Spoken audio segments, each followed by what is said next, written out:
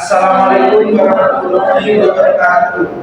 Di sini kami akan mempresentasikan tugas kewirausahaan kami dengan judul pengelolaan air bersih di daerah krisis air.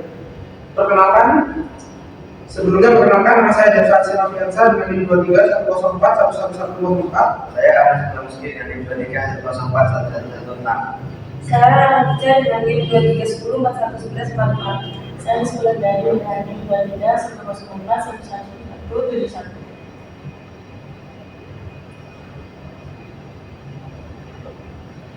Air bersih merupakan salah satu sumber daya yang biasa dimanfaatkan oleh manusia untuk dikonsumsi atau digunakan dalam melakukan aktivitas sehari-hari, termasuk sanitasi.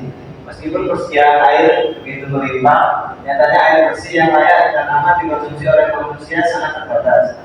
Kondisi tersebut dapat dikatakan sebagai krisis air bersih. Krisis air bersih adalah suatu kondisi di mana adanya ketidakseimbangan antara ketersediaan air bersih dan keperluan air bersih. Kelangkaan air bersih dapat disebabkan oleh banyak faktor, diantaranya adalah kondisi alam maupun akibat aktivitas manusia. Selanjutnya, kajian teori dalam upaya menggali solusi bagi permasalahan air bersih di perkampungan, pemahaman mengenai akar masalah dan konsekuensinya menjadi fundamental. Kajian teoritis ini bertujuan untuk mengkaji secara mendalam berbagai perspektif terkait krisis air bersih di perkampungan, dampaknya terhadap kesehatan masyarakat dan strategi yang dapat diterapkan untuk mengatasinya. Pertama, krisis air bersih. Yang kedua, dampak krisis air bersih terhadap kesehatan. Permasalahan keberadaan dan kebutuhan sungai dalam suatu daerah, khususnya Desa Tempe, Kendeng Sari, Pulau Kecamatan Tempe, Kabupaten Lumajang, Jawa Timur menjadi penting. Daerah tersebut secara geografis merupakan daerah daratan rendah, sulit air dan sumur sebagai sumber air untuk kehidupan sehari-hari masyarakat, baik kebutuhan mandi, cuci, dan sebagai sumber air minum. Permasalahan lain di desa tebing keriting apabila musim kemarau yang panjang mengakibatkan kondisi air sungai yang selama ini digunakan oleh warga untuk mandi dan mencuci tercemar hingga berwarna coklat karena mengalami kekeringan, sehingga pada bagian dasar sungai nyaris terlihat. Sementara perkebunan warga mengalami penurunan hasil panen yang sangat drastis karena kekeringan. Kualitas air sungai juga tidak memenuhi untuk dijadikan air minum karena tercemar dan mengalami pendangkalan. Selanjutnya, solusi permasalahan dalam membantu kontribusi serta mewujudkan daerah atau desa yang bersih dengan keberadaan air yang sehat, memenuhi syarat kebutuhan untuk air minum baik untuk kebutuhan rumah tangga, sekolah-sekolah, dan kebutuhan air bersih untuk musola. Untuk itu diperlukan program kegiatan berupa model penjernihan air dan pengelolaan air bersih serta merubah perilaku buang sampah dengan melakukan rancangan membuat prototipe alat penjernih air sederhana. Alat penjernih ini tentu akan didemonstrasikan dan dilakukan penyuluhan tentang pemanfaatan dan pengelolaannya agar berkelanjutan, tetapi juga akan dilakukan pelatihan dan bimbingan teknis pembuatan alat kepada kelompok masyarakat, di mana kedepannya masyarakat dapat membuat dan merawat sendiri dengan biaya murah dan bahan dapat dicari.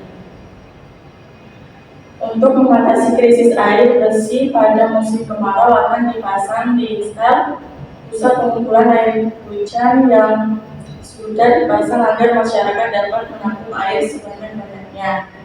Dalam untuk memenuhi kebutuhan air masyarakat Desa Tempe, Kendeng Sari, Pulau Kecamatan Tempe, Kabupaten Lumajang, Jawa Timur, agar tidak terjadi permasalahan air bersih dan kesehatan. Selanjutnya, yang pertama adalah konsep pertama penjernihan air. Yang akan dilakukan adalah melakukan perancangan alat penjernih air yang dibuat dari bahan paralon dan bahan lainnya berbentuk silinder dengan diameter yang dapat divariasikan 6 inch sampai dengan 10 inch. Tahapan pertama, air dari sumur atau sungai penduduk akan dilakukan penjernihan. Tahap pertama berupa kerikil, kemudian diselipkan ke penjernihan kedua dengan sabut kelapa, tahap ketiga dengan arang, keempat dengan tinju, kelima dengan spon, kemudian yang sudah difilter melalui saringan. Diharapkan air kotor dapat berubah menjadi air bersih atau bening. Konsep ini dapat dikombinasikan dengan alat penjernih awal secara tradisional sehingga dapat dipastikan air tersaring dengan baik dan tidak berbau. Fungsi kerikil di sini adalah untuk menyaring kotoran-kotoran kasar dan membantu aerasi oksigen dalam proses penjernihannya. Dan di tahap selanjutnya disaring dengan sabut kelapa dapat digunakan sebagai media filter untuk menyaring air karena memiliki banyak pori mikro dan luas permukaan yang besar. Selanjutnya adalah arang. Arang yang digunakan untuk penjernihan air adalah arang aktif atau karbon aktif. Arang aktif memiliki sifat absorpsi yang baik sehingga dapat menyerap zat yang mencemari air. Arang aktif untuk menjadikan air, manfaat menjadikan air menurunkan kadar klorin, menghilangkan bau, dan memperbaiki kualitas air. Di tahap yang keempat adalah tinju, dapat digunakan sebagai media filter untuk menyaring air keruh, kuning, hitam, atau berbau. Dan tahap terakhir adalah spons, dapat digunakan untuk menyaring air keruh dan limbah karena kemampuannya menangkap kotoran dan organisme kecil. Spons juga dapat menabung bakteri yang bermanfaat. Spons dapat memisahkan korutan dari air limbah. Spons dapat digunakan untuk membuat alat penjernih air sederhana.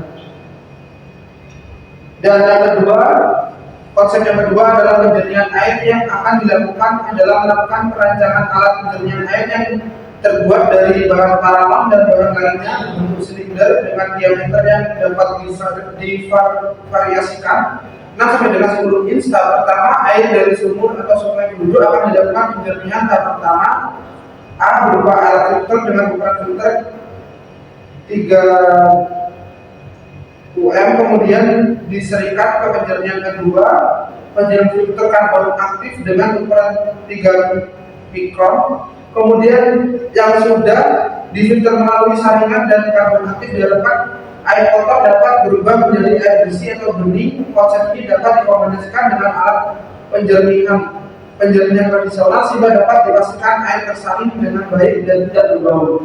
Tetapi di dalam ini membutuhkan modal yang cukup besar.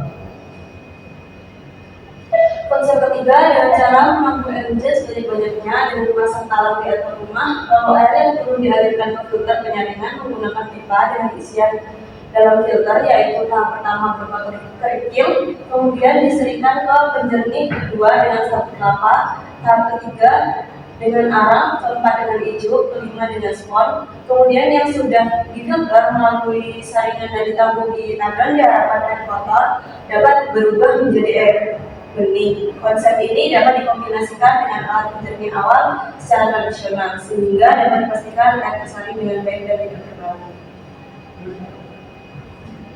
Jadi pada gambar di depan terdapat sebuah rumah yang memiliki talang air penampungan air hujan. Pastinya di talang tersebut kan airnya kan belum bersih, jadi kita alirkan melalui pipa ke dalam sebuah filter agar kita mendapatkan air bersih. Jadi yang terakhir kita alirkan ke bawah untuk ditampung ke dalam sebuah bak atau wadah air, jadi menghasilkan air bersih untuk digunakan. Kesimpulan, kerjasama dan perencanaan pengelolaan air bersih di daerah krisis air membutuhkan kerjasama antara pemerintah, masyarakat, dan organisasi terkait. Perencanaan yang matang dan strategi jangka panjang juga diperlukan untuk memastikan ketersediaan air bersih yang berkelanjutan.